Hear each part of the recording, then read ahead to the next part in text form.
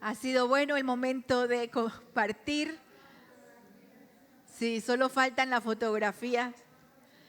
Vamos a ir a la palabra del Señor en esta mañana.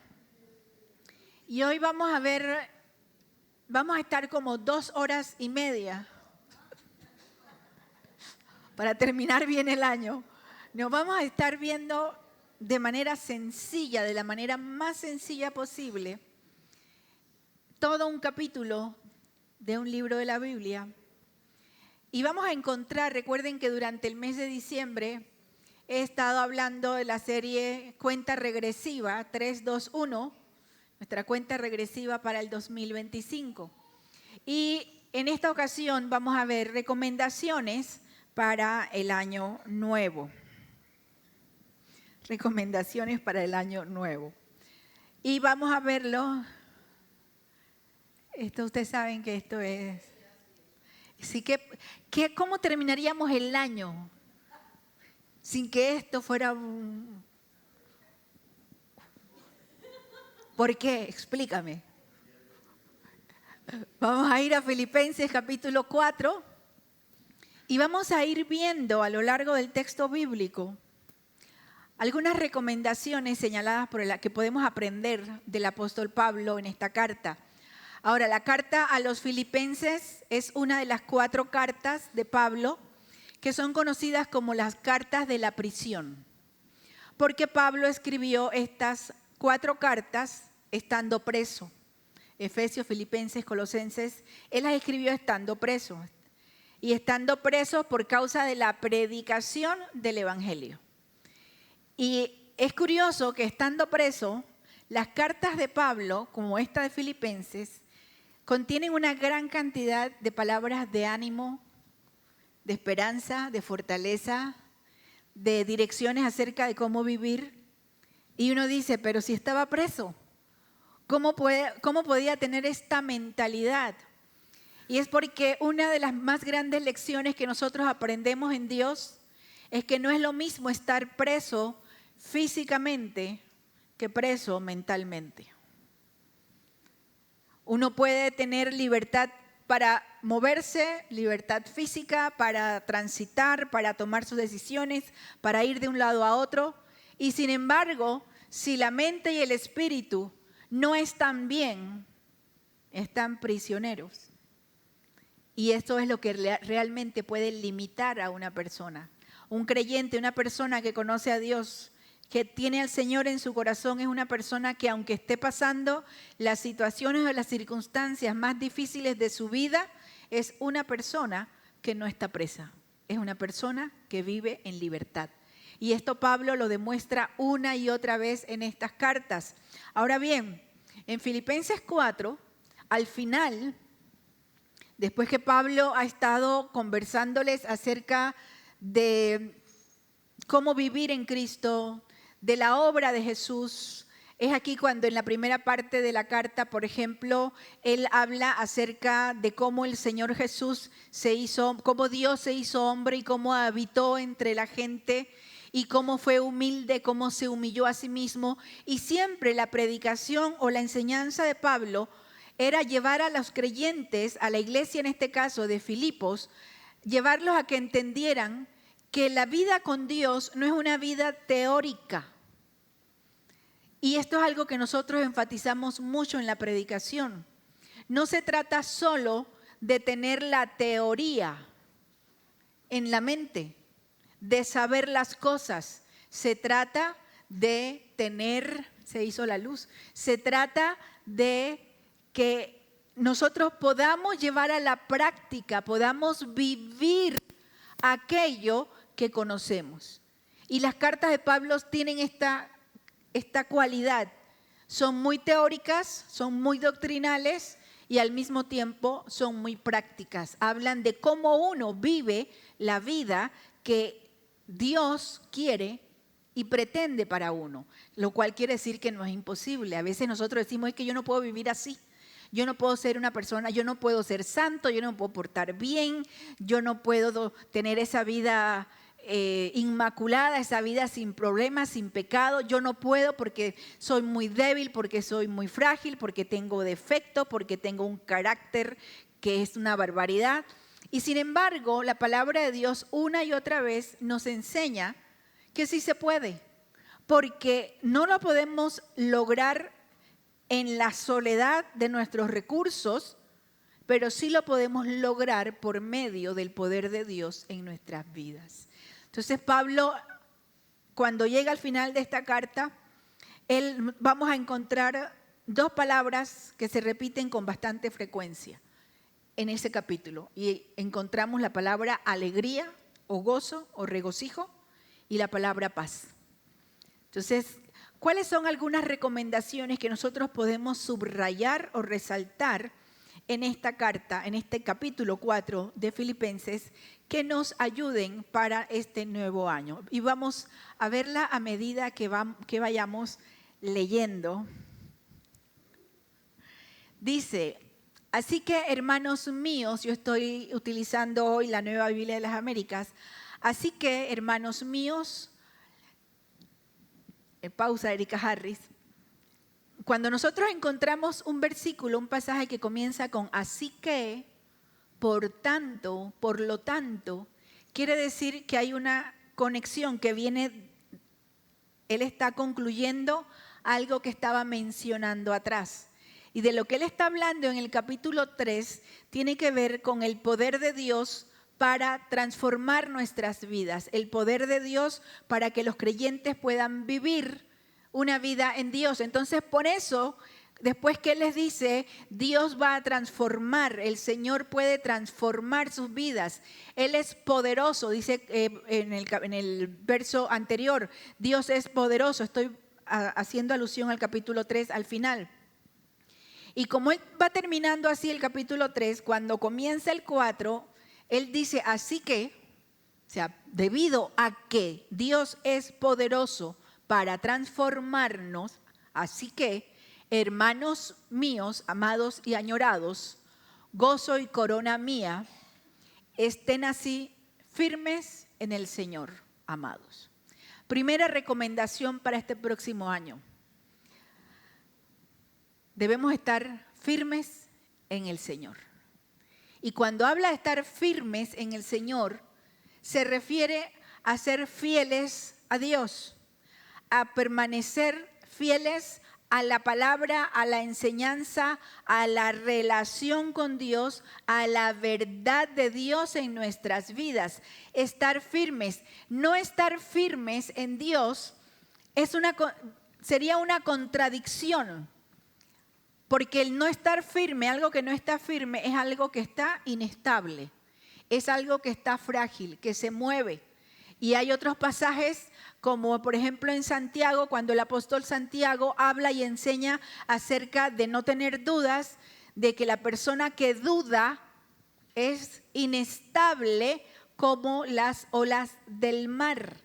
Entonces, imagínense, tengamos la idea, yo no sé cuántos vieron, estemos orando que esta semana ha habido grandes marejadas en la zona del Pacífico, de Perú, de Chile, de Ecuador inclusive, con olas muy fuertes, muy impresionantes. Cuando usted pueda ver, mire lo que ha sucedido.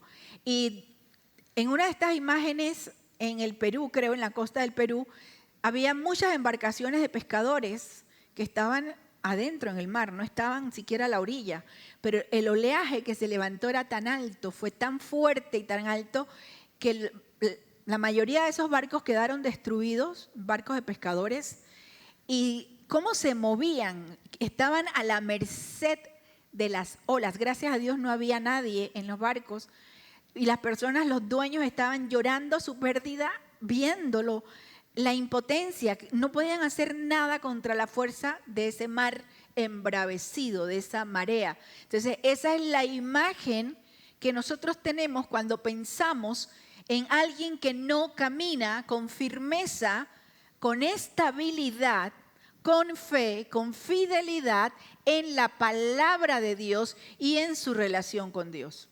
Si nosotros vivimos nuestra vida diaria Un día creyéndole a Dios, otro día no creyéndole. Un día le adoramos, otro día lo ignoramos. Un día me encanta la Biblia, otro día no me importa la palabra. Un día, ay, amo mi iglesia, otro día, ay, no, qué aburrido, no voy. El vivir así, una relación con Dios que es intermitente, fluctuante e inestable, no va a producir nada bueno en nuestras vidas. Y no vamos a entender siquiera lo que Dios está haciendo o lo que Dios quiere hacer. Entonces, la primera recomendación que encontramos es cuando dice, estén así firmes en el Señor. Sean fieles, sean estables. No duden, no tengan... Nosotros podemos dudar de nosotros mismos. Aprendamos esa lección hoy. Yo puedo dudar de mí misma. Tú puedes dudar de ti mismo. Podemos dudar de otros, porque no hay un ser humano que sea perfecto. Ninguno de nosotros, ni el pastor Guillermo, que es tan guapo. Ninguno de nosotros es perfecto. Nosotros podemos dudar de nosotros y de los demás, pero yo te invito a que nunca dudes de Dios. Tal vez no entiendas lo que está pasando en tu vida, tal vez no entiendas lo que Dios está permitiendo, tal vez no escuches, no entiendas la dirección de Dios o no le veas final a lo que está pasando. Nunca dudes de Dios, nunca dudes del amor de Dios, del propósito y la voluntad de Dios. Nunca dudes que Dios tiene algo bueno para ti, nunca dudes que en Dios sus promesas son sí y son amén. Nunca dudes de Dios. Mantente firme en el Señor. Segundo lugar, seguimos leyendo el texto bíblico. Dice, ruego a Evodia y a Síntique que vivan en armonía en el Señor. En verdad, fiel compañero, también te ruego que ayudes a estas mujeres que han compartido mis luchas en la causa del Evangelio, junto con Clemente y los demás colaboradores míos, cuyos nombres están en el libro de la vida. Recuerden que esta es una carta que Pablo escribe a la iglesia que está en Filipos, era una ciudad griega. Y Pablo les está escribiendo y en medio de la gran doctrina, les digo, lo lleva a lo práctico, a lo cotidiano. Y les dice una segunda recomendación que a nosotros nos aplica para hoy y para este próximo año: vivan en armonía en el Señor. La Reina Valera lo dice de la siguiente manera: sean de un mismo sentir. Y esta también es una expresión que Pablo utiliza bastante en Filipenses, ser de un mismo sentir. Y miren que dice, vivan en armonía. Aquí nos presenta a Evodia y a Síntique como dos mujeres que eran de la iglesia, que servían en la iglesia, que habían compartido incluso con Pablo y los demás colaboradores en la predicación del Evangelio, en la extensión del reino, y había algún tipo de disputa o de diferencia entre ellas. No se dice qué, no se dice que era un gran problema, no exhibe el problema, pero sí llama la atención y les dice, por favor, ustedes que son creyentes, ustedes que conocen al Señor, no se pone a decir quién tiene la razón y quién no tiene la razón. Y usted sabe que a veces ese es el problema nuestro como personas que queremos tener la razón. Y nosotros podemos disentir, tener diferentes opiniones. Pero para nosotros no es suficiente tener diferentes opiniones. Nosotros queremos tener la razón y que el otro reconozca que yo tengo la razón. La mayoría de las veces, ninguna de las dos personas que están peleando o en conflicto tienen el 100% de la razón. Usualmente se tiene parte de la razón, uno y otro. Y por eso Pablo no se detiene en sentarse a decirle, mira, es que Evodia tiene la razón, es que Síntique está correcta en esto que está proponiendo. Él no se detiene en eso. Él dice, ustedes tienen la responsabilidad de vivir en armonía, de ponerse de acuerdo, de llegar a acuerdos, de vivir en paz. La armonía es como cuando nosotros vemos a los muchachos cantando acá y quiero aprovechar el momento para agradecer al Señor por nuestro ministerio de alabanza. ¿Cuántos agradecemos al Señor por nuestro ministerio de alabanza? Ha sido bueno todo el año y sabemos que va a ir a más. Y si usted quiere formar parte del ministerio de alabanza, acérquese a don Mario, porque ella es don Mario, para que usted pueda conversar con él. Y fíjense que la armonía en la música es esta característica o esta cualidad de unir o combinar notas musicales que son diferentes, sonidos, instrumentos, voces, que aunque son diferentes, cuando se juntan, producen una música bonita. La armonía no es disonante. La armonía no puede sonar, uno se da cuenta. Cuando alguien está cantando y uno dice, uy, se le salió el gallo, uy, se está desafinado, uy, bájale el volumen a este, bájale el volumen a este. Porque la armonía tiene que ver con el desarrollo, con la disposición, con la educación del oído y de la voz, y para acoplar aquello que es diferente, que tiene sonido diferente para que suene bien. Nosotros como creyentes estamos llamados a vivir nuestras relaciones personales unos con otros, en nuestras familias, con nuestros compañeros de trabajo, en el ámbito donde nosotros nos movemos, debemos vivir en armonía. Y fíjense que aquí el truco, por decir una palabra, pero el secreto de poder vivir en armonía, a pesar de tener diferentes opiniones, a pesar de que muchas veces uno sabe que uno tiene la razón y que el otro está equivocado, pero nos enfrascamos en que tienes que aceptar que yo tengo la razón. Y no resolvemos nada porque la otra persona puede estar igual de convencida de que tiene la razón. Pero ¿cuál es el secreto para poder vivir y enfrentar relaciones más sanas, más saludables? Pues el secreto es que esa armonía tiene que vivirse en el Señor. El Señor es la fuente de paz. El Señor es la fuente de armonía. El Señor es el que puede, como maestro de orquesta, afinador de instrumentos, combinador de voces, Él es el que puede hacer y producir en nosotros que, a pesar de que seamos diferentes y tengamos opiniones diferentes, aprendamos a respetarnos y a tener consideración unos por otros y a no insistir de manera egoísta que es que lo que yo digo tiene que ser porque yo lo digo y punto. Y punto. ¿Sí? Había unas hermanas en la iglesia en Colón, a una que le decía la última palabra. Personas maravillosas, porque ella siempre tenía la razón. Ella decía, y yo tengo la última palabra.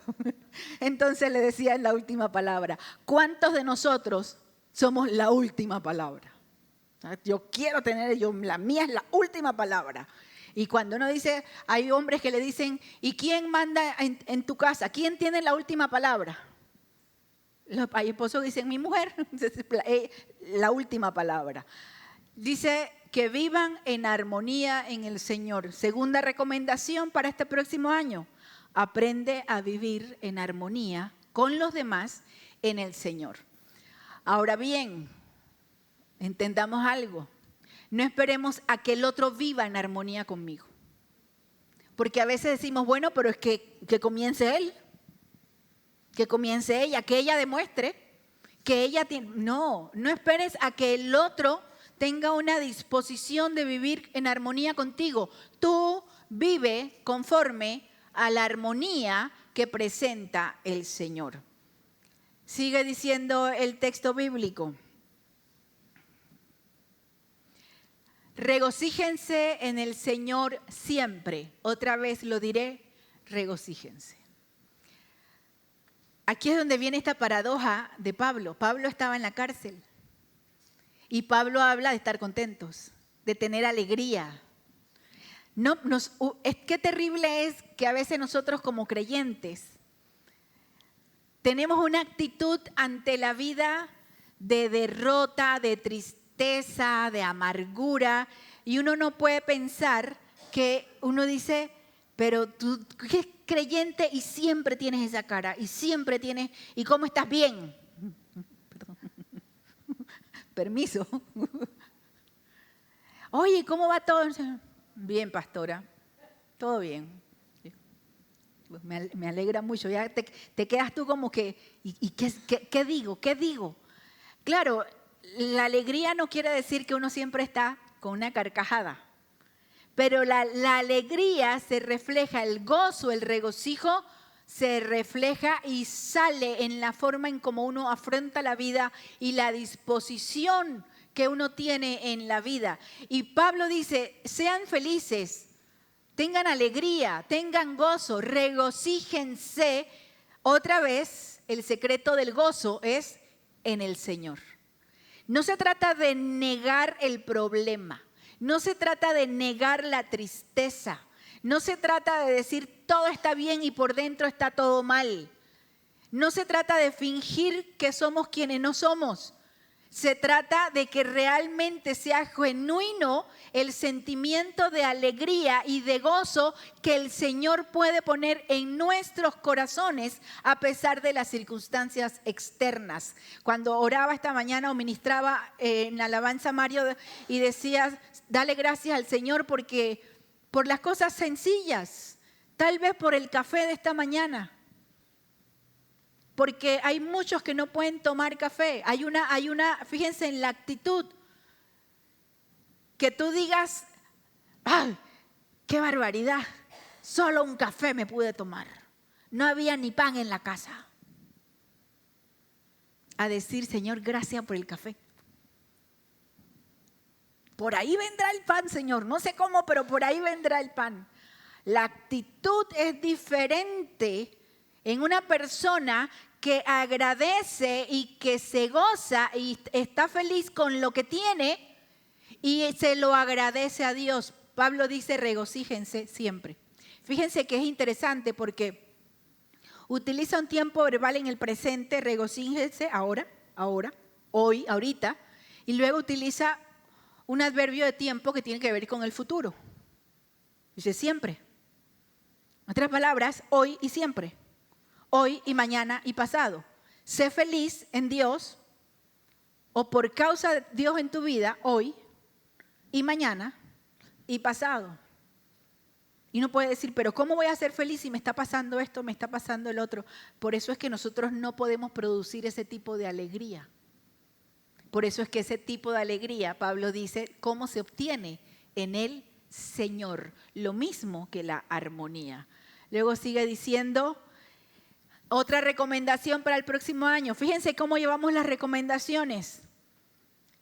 Vivir en armonía, estar firmes, regocijarnos siempre en el Señor. Y luego sigue diciendo en el verso 5, la bondad de ustedes, en otras versiones dice la gentileza de ustedes, sea conocida de todos los hombres, el Señor está cerca. Otra recomendación, seamos gentiles y bondadosos en nuestro trato con los demás. Porque miren que no está hablando, sean gentiles con Dios, sean buenos con Dios.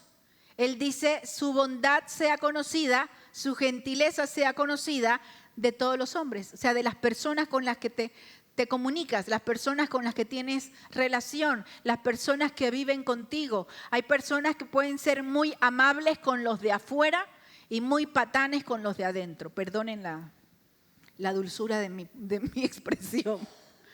Pero hay personas que fuera de la casa son muy amables, son muy corteses, abren la puerta para que uno pase, dicen buenos días, saludan, se cae algo y lo recogen. Son gentiles y bondadosos, hablan bien, tienen palabras decentes, decorosas, honestas, pero en la casa son patanes y gritan, insultan, no dan ni siquiera los buenos días, no comparten, son egoístas. Y uno dice, pero un momentito.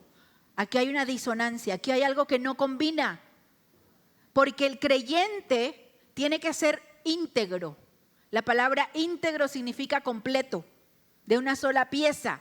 Tenemos que ser íntegros en la casa y fuera de la casa, en la iglesia y fuera de la iglesia, en el trabajo y fuera del trabajo. Nosotros tenemos que reflejar la belleza. Nosotros cantábamos, cuán bello es el Señor. Nosotros debemos reflejar la belleza del carácter de Dios en todos los ámbitos de nuestra vida. Él dice que la bondad de Dios sea conocida, la bondad de ustedes sea conocida de todos los hombres. Hay personas que dicen, sí, a mí me gusta mucho leer la Biblia o me gusta oír de la Biblia, pero no me gustan los cristianos porque son muy hipócritas.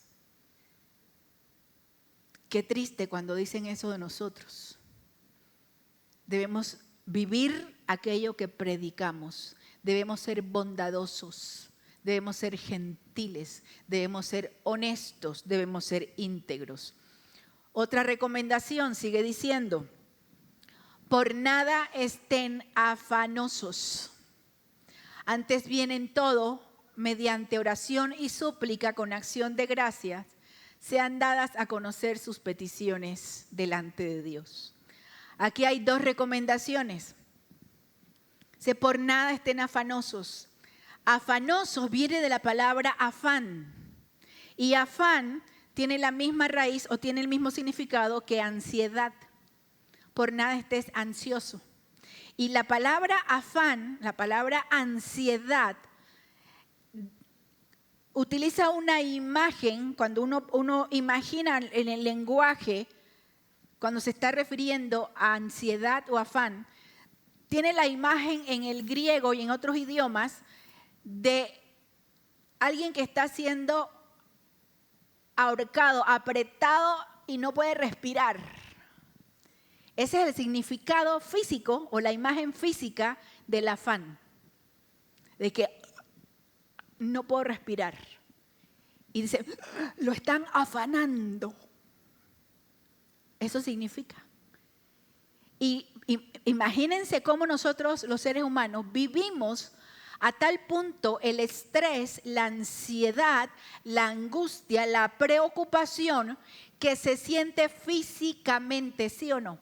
Los estudios demuestran que el estrés y la ansiedad tienen efectos muy fuertes en producción de hormonas que nos hacen daño, en situaciones físicas que nos hacen daño, en problemas estomacales, problemas de migraña, y podemos hacer una lista que tienen que ver con un montón de cosas que están asociadas con la ansiedad, con la angustia, con el estrés, con el afán.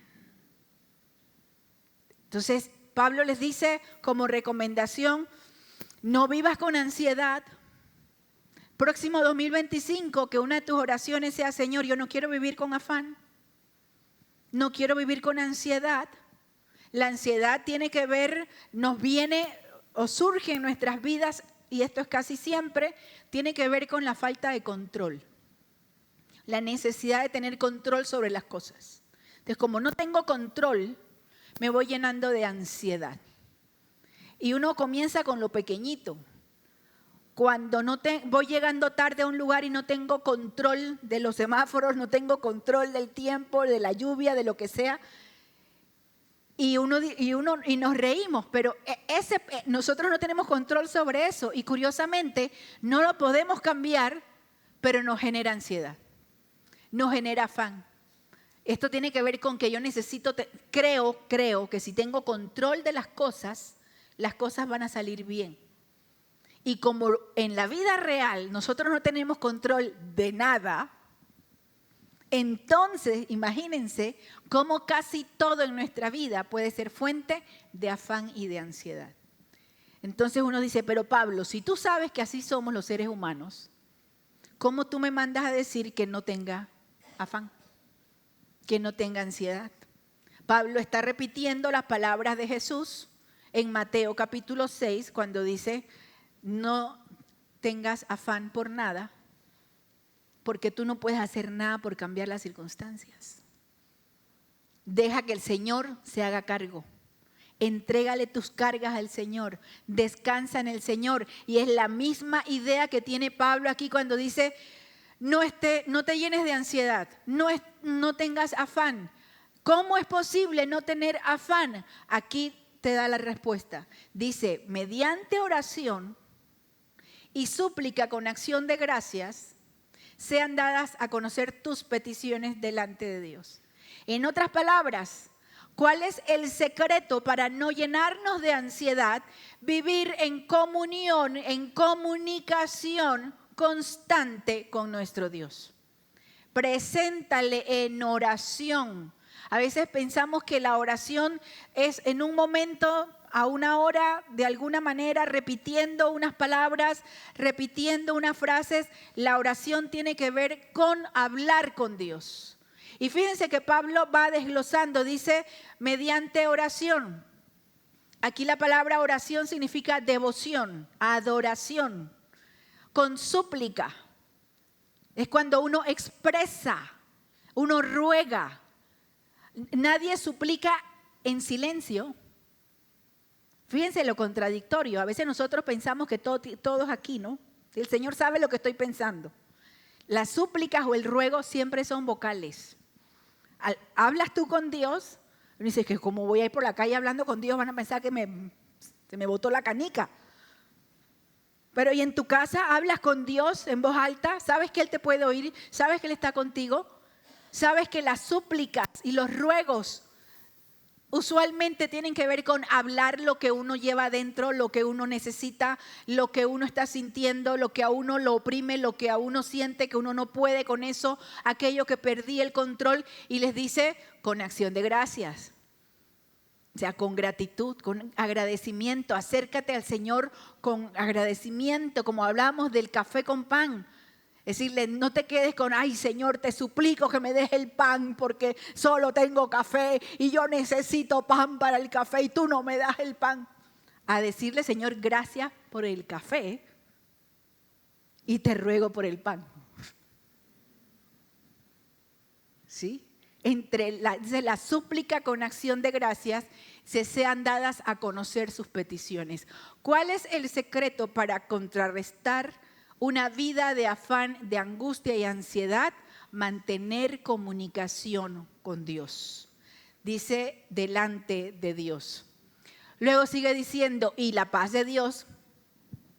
¿Se dan cuenta cómo la paz de Dios está conectada con la falta de afán? Cómo la paz de Dios está conectada con tener una relación con Dios, con vivir comunicados con Dios, con hablarle a Dios nuestras cosas. Hermanos, yo una vez tuve un amigo en otro país que cada vez que se enojaba conmigo me quitaba el habla. Era la ley del hielo. Y me quitaba el habla y me podía pasar al lado y no me hablaba. Y a mí yo me divertía muchísimo, porque para mí son conductas de niños en la escuela. Yo era así en primaria. A mí me hacían algo en primaria y yo pasaba así delante de, aunque fuera el maestro o la maestra. Porque cuando uno es niño son conductas inmaduras e infantiles. Ojo con las conductas inmaduras que las vivimos cuando somos adultos. Los adultos no se aplican la ley del hielo. No le quites el habla a alguien en tu casa porque se portó mal o porque hizo. Hablen. Y mucho menos le apliques la ley del hielo a Dios. Porque como Dios no me da, porque Dios no me dio lo que yo le pedí, entonces yo no le hablo a Dios. Olvídate, quien sale perdiendo no es Dios. Quien sale perdiendo somos nosotros. ¿Por qué? Porque nosotros necesitamos hablar con Dios, contarle nuestras angustias, nuestras peticiones, mantenernos en adoración, en acción de gracias, mantener una relación con Él para que sucedan dos cosas en nuestra vida. Para que no tengamos afán y ansiedad y para que la paz de Dios, que sobrepasa todo entendimiento, guarde nuestros corazones y nuestras mentes. Fíjense que habla de la paz de Dios, dice guardará sus corazones y sus mentes. ¿Por qué hace esa distinción? Aun cuando habla de la persona integral. usualmente cuando hablamos de los corazones, estamos hablando de la parte emocional. Y hay cómo nuestras emociones fluctúan de acuerdo a lo que nos pasa. Y por otro lado, cuando hablamos de mente, hablamos de nuestros pensamientos. Y la imagen que habla es como la de un centinela, un guardián, un policía, alguien de seguridad, que está en una puerta cuidando la entrada para que no entre nada malo. Es la imagen que utiliza Pablo. Y utiliza la paz de Dios como un centinela que está parado en la puerta de nuestros corazones y de nuestras mentes para impedir que entre en nuestras mentes, en nuestros corazones, emociones y pensamientos que nos llenen de ansiedad, que nos llenen de afán. Por eso es que es una paz que sobrepasa todo entendimiento. ¿A qué se refiere? A que es una paz, es un estado mental que muchas veces se contradice el sentimiento interno de tranquilidad con lo que está pasando afuera. Que no hay una razón externa para que nosotros estemos tranquilos. Puede haber problemas económicos, problemas de relación, enfermedad en la familia, enfermedad personal, problemas en el país, situación económica terrible. Pueden pasar muchas cosas, estar pasando muchas cosas. Y uno que se mantiene en una relación con Dios, que sabe que Dios está con uno, que mantiene su vida en comunicación constante con Él, uno está tranquilo.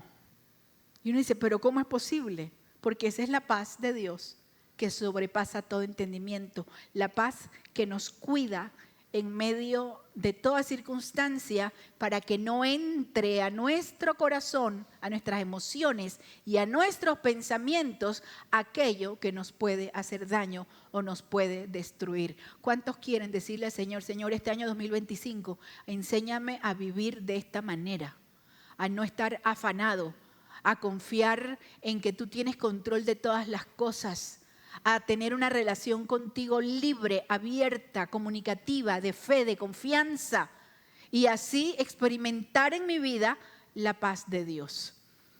Sigue diciendo el texto, por lo demás, hermanos, todo lo que es verdadero, todo lo digno, todo lo justo, todo lo puro, todo lo amable, todo lo honorable, si hay alguna virtud o algo que merece elogio, ¿cuál es la recomendación? En esto mediten. La Reina Valera dice, en esto pensad, en esto piensen.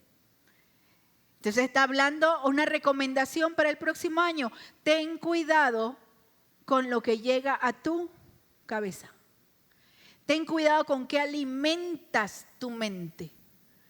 Ten cuidado a qué le dedicas tu pensamiento.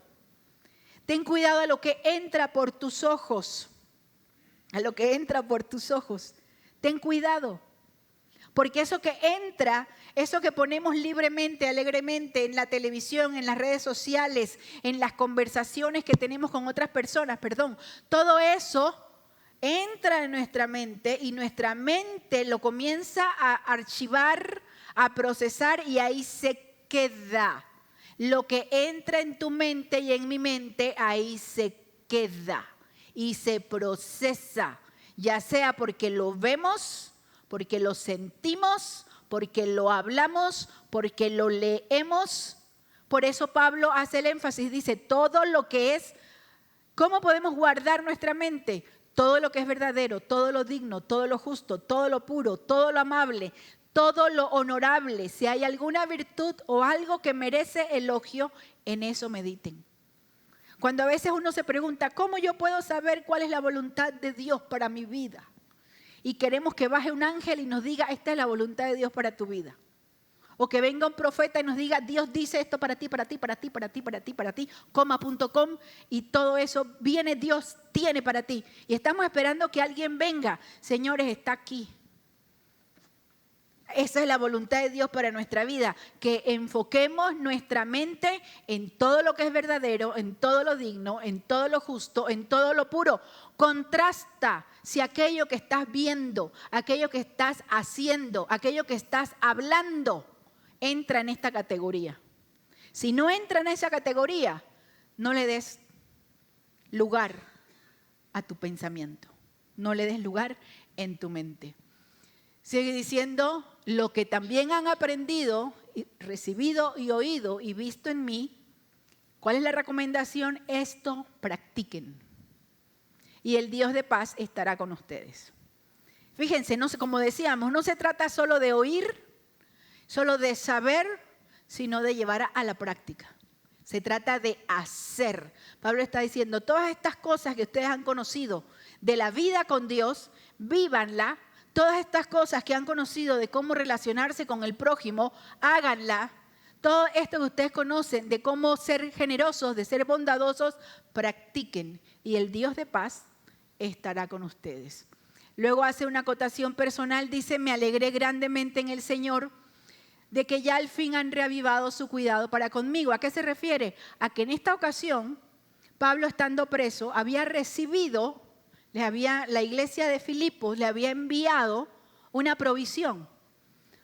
Tal vez le haya enviado dinero o tal vez le haya enviado provisión de comida, provisión para su sostén. Él estaba preso y la iglesia se había preocupado y le había enviado una ofrenda, le había enviado provisión. Dice, en verdad antes se preocupaban, pero le faltaba oportunidad.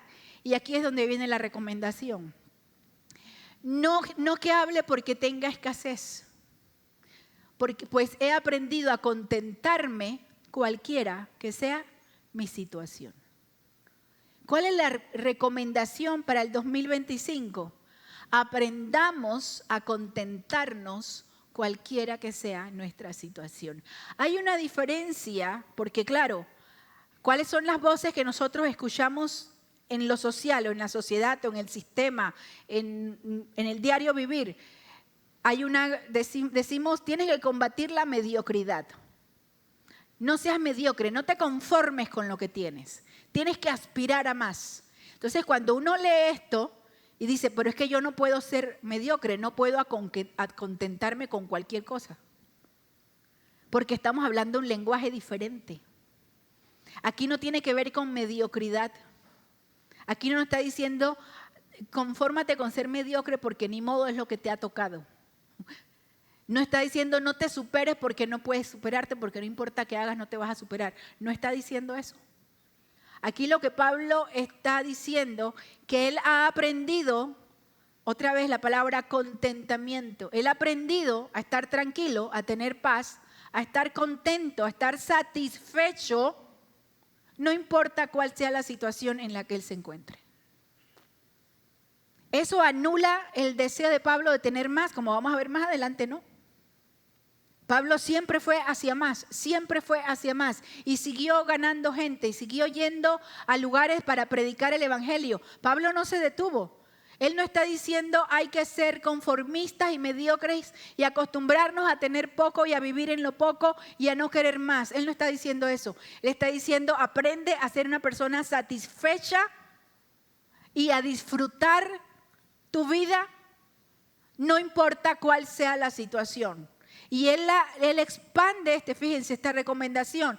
Aprende a contentarte, a vivir contento, satisfecho, cualquiera sea tu situación. Y entonces él amplía el pensamiento, porque él dice, ¿cuáles son esas circunstancias, esas situaciones? Dice, sé vivir en pobreza y sé vivir en prosperidad. Esa es cualquier situación, los dos extremos. El no tener y el tener. En todo y por todo he aprendido el secreto de estar saciado, como de tener hambre, de tener abundancia, como de sufrir necesidad. ¿Cuál era el secreto de Pablo? Que todo lo puedo en Cristo que me fortalece. ¿Dónde viene la fuente de la satisfacción? ¿Dónde viene la fortaleza mental, conductual, emocional, espiritual, para poder tener una vida de satisfacción y de contentamiento, independientemente de la situación?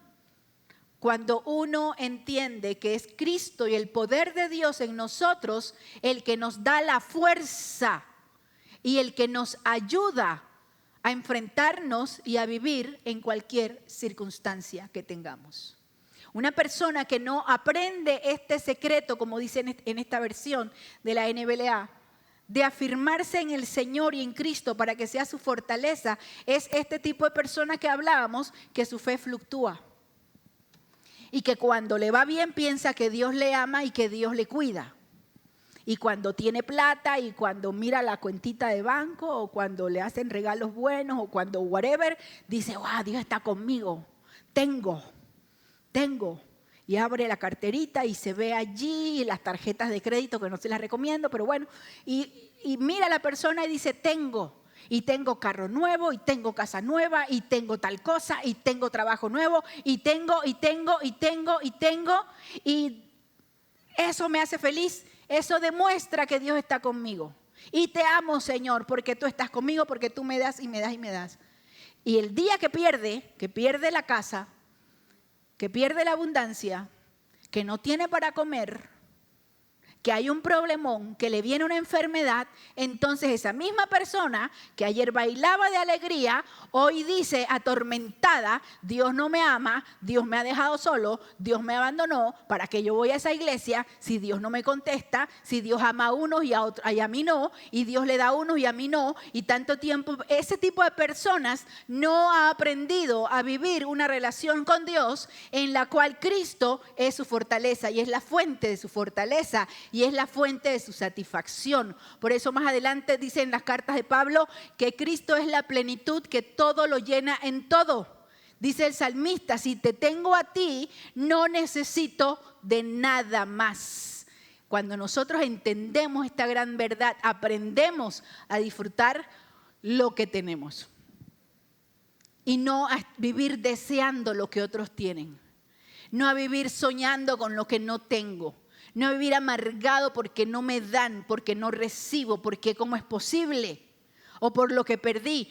Pablo había aprendido la fórmula para vivir en paz y estar satisfecho cuando había abundancia, cuando había necesidad.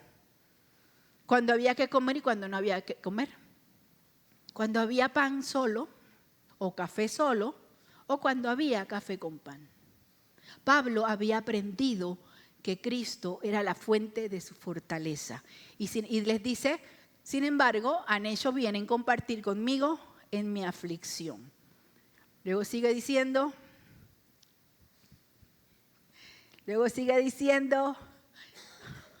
yo sé que vamos a llegar a ese punto en el que va a seguir diciendo. Sigue diciendo el texto, ustedes mismos también saben, Filipenses, que al comienzo de la predicación del Evangelio, después que partí de Macedonia, ninguna iglesia compartió conmigo en cuestión de dar y recibir, sino solamente ustedes. A medida que Pablo iba avanzando, Pablo trabajaba, él llegaba a los lugares y él tenía un trabajo manual, él fabricaba tiendas. Y él se ponía a trabajar, pero también las iglesias, en medio de los viajes, las iglesias comenzaban a ayudarlo y a mandarle ofrendas, a mandarle provisión. Y dice, hace mención a los filipenses y a los hermanos en Tesalónica. Porque aún a Tesalónica enviaron dádivas más de una vez para mis necesidades. Y aquí viene la otra recomendación. No es que busque la dádiva en sí, sino que busco fruto que aumente en su cuenta. Este es otro de los secretos de la abundancia en Dios y de que Dios no nos está pidiendo a nosotros que le demos dinero. Yo no sé cuántos de ustedes se han dado cuenta que en esta iglesia no vivimos pidiendo dinero, porque no encontramos que sea bíblico estar diciendo, hermano, dame plata, dame plata, dame plata. Pero es bíblico hablar de plata. El dinero se menciona en la Biblia muchísimas veces. Jesús habló de dinero. Las iglesias se sostenían con dinero. Los pastores se sostenían con el dinero que sus iglesias ofrendaban para que el pastor pudiera pastorear y predicar y dedicarse a pastorear. Es bíblico.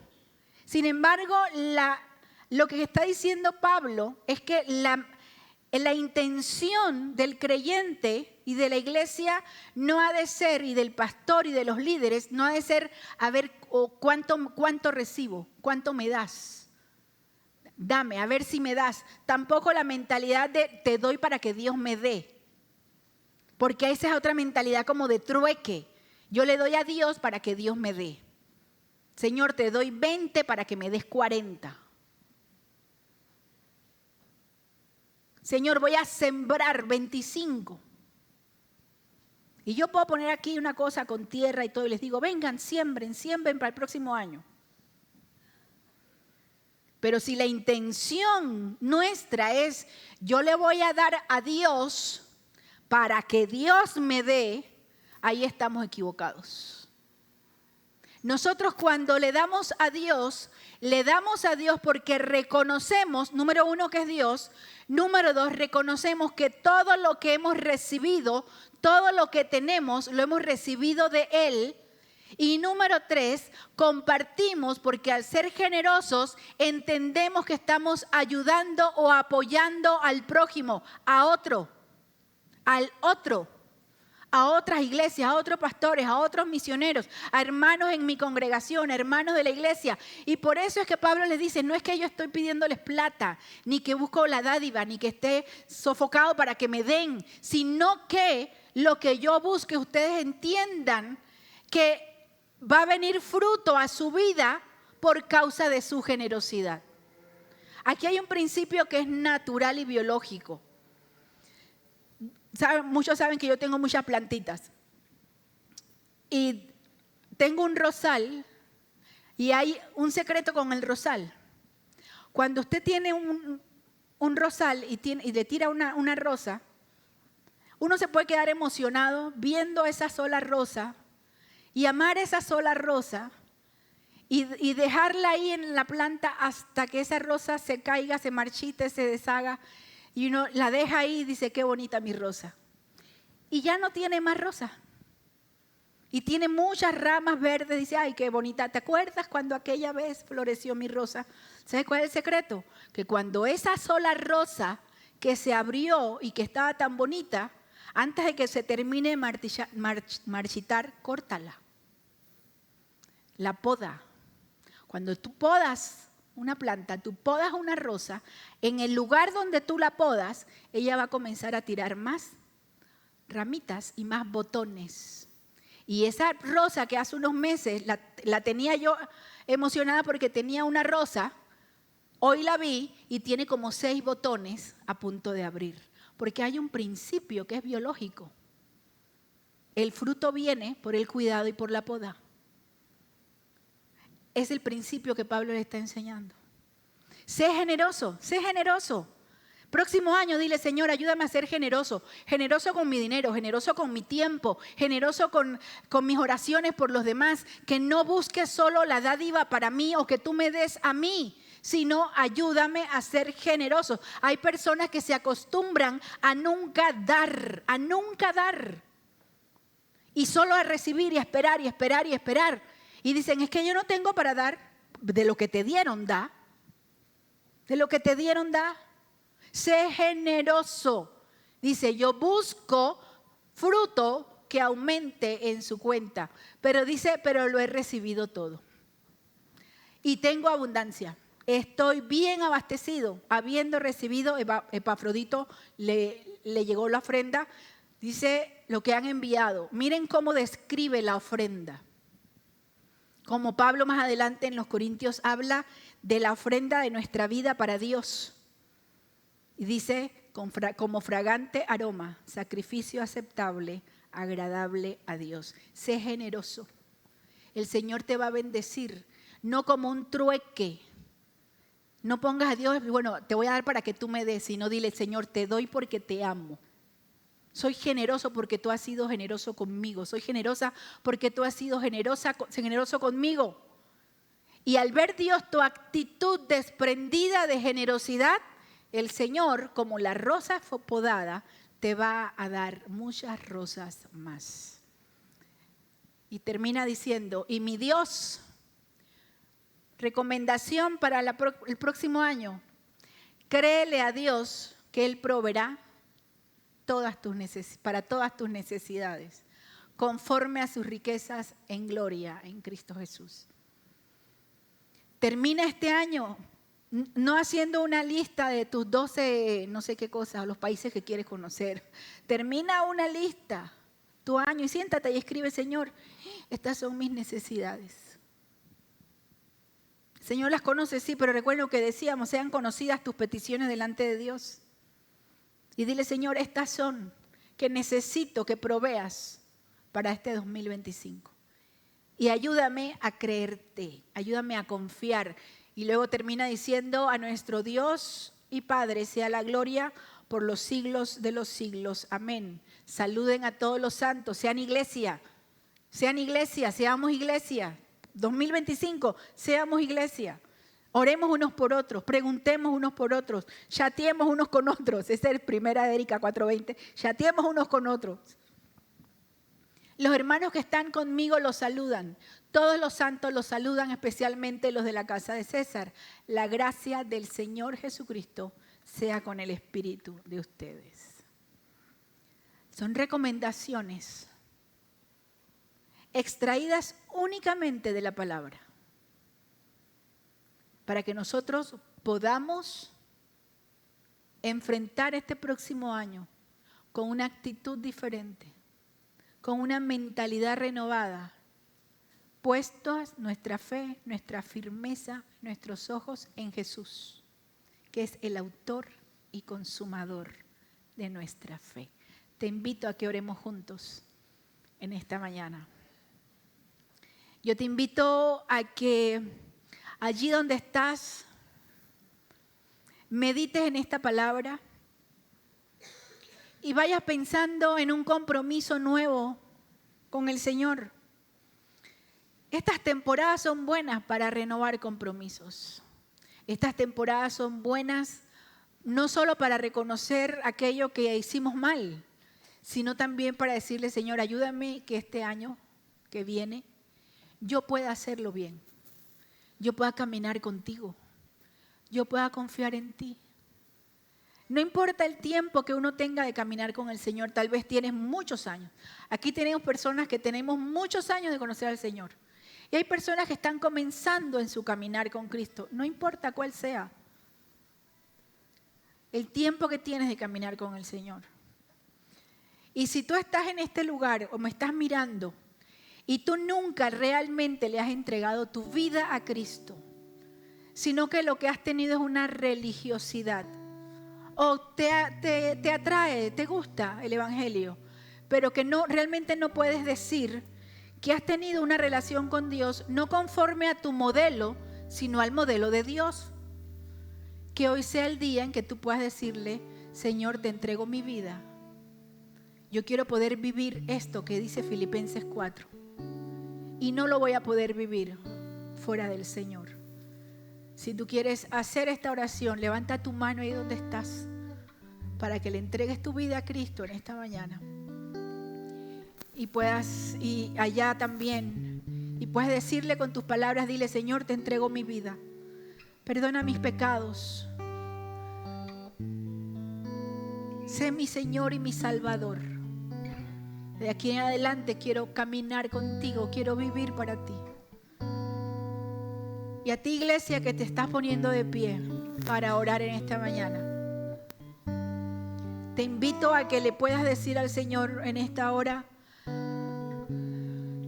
Señor, renuevo mi compromiso contigo. Señor, aquí estamos, agradecidos una vez más por tu palabra, porque tu palabra es sencilla, es directa y al mismo tiempo es profunda y llega a nuestras mentes, a nuestros corazones, a nuestro espíritu. Señor, ayúdanos a tener una disposición este nuevo año de caminar según tú, no según nosotros, de caminar en firmeza, en estabilidad, de no tener afán o ansiedad, sino aprender a contarte a ti, a descansar en ti, a poner nuestros planes en tus manos. Ayúdanos a renunciar a esta sensación de tener el control, Y ayúdanos a decir, Señor, ten tú el control sobre todas las cosas en mi vida. Dile al Señor que bendiga tu casa. Pídele al Señor que bendiga tu casa, tu familia, tus hijos, tus nietos, tus sobrinos, tu esposo, tu esposa. Dile al Señor, Señor, quiero caminar contigo, quiero vivir para ti. Quiero poder experimentar Filipenses 4 en su plenitud. Quiero que la paz de Dios gobierne mi corazón. Quiero que tu paz me guarde. Quiero dedicar mi mente a meditar en aquello que te agrada. Quiero ser gentil, bondadoso con los demás. Quiero vivir en armonía en mi familia, con mis amigos, con mis compañeros de trabajo, con la gente en general. Señor, ayúdame a vivir una vida agradable para ti. Señor, ayúdanos. Te lo pedimos, Dios, ayúdanos. Renuévame, Señor Jesús. Ya no quiero ser igual. Vamos a decirlo, renuévame, renuévame, Señor Jesús. Pon en mí tu corazón, porque todo lo que hay dentro de mí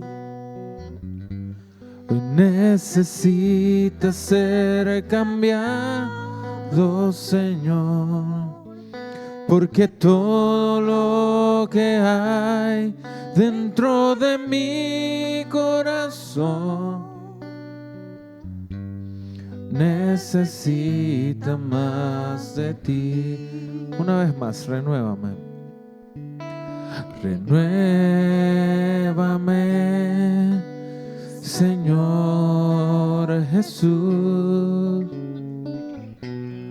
Ya no quiero ser igual.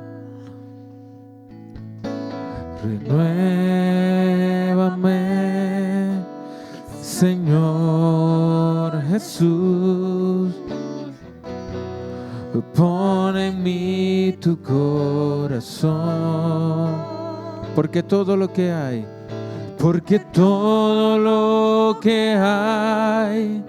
dentro de mí necesita ser cambiado, Señor, porque todo lo que hay dentro de mi corazón necesita más de ti. Porque todo lo que hay dentro de mí necesita ser cambiado, Señor, porque todo lo que hay dentro de mi corazón necesita más de ti. Necesita más de ti. Necesita más de ti. Señor, te alabamos, te glorificamos y te decimos gracias por este tiempo, Señor, de tu palabra, Dios. Gracias, Dios, por este alimento que nos has dado hoy, Señor. Gracias, Señor, porque tú eres bueno, porque tú eres fiel, Señor. Señor, en esta tarde queremos honrarte ahora con nuestros diezmos y nuestras ofrendas. Así como lo dice tu palabra, Señor, ser generosos, Dios, porque lo que damos es de lo que tú nos has dado, Señor. Y te damos gracias por cada provisión, Señor, en nuestras vidas. Como le decía nuestra pastora hoy, no solamente es la provisión del dinero, Señor, tú nos has dado una casa, una cama, un lugar donde dormir, donde bañarnos, los alimentos, o sea, el aire que respiramos, la vida, Señor. Hay muchas cosas, Dios, por la cual agradecerte, Dios, y de lo que tú nos has dado, Señor, queremos compartir, Señor, con la iglesia, con nuestros hermanos, con nuestros misioneros.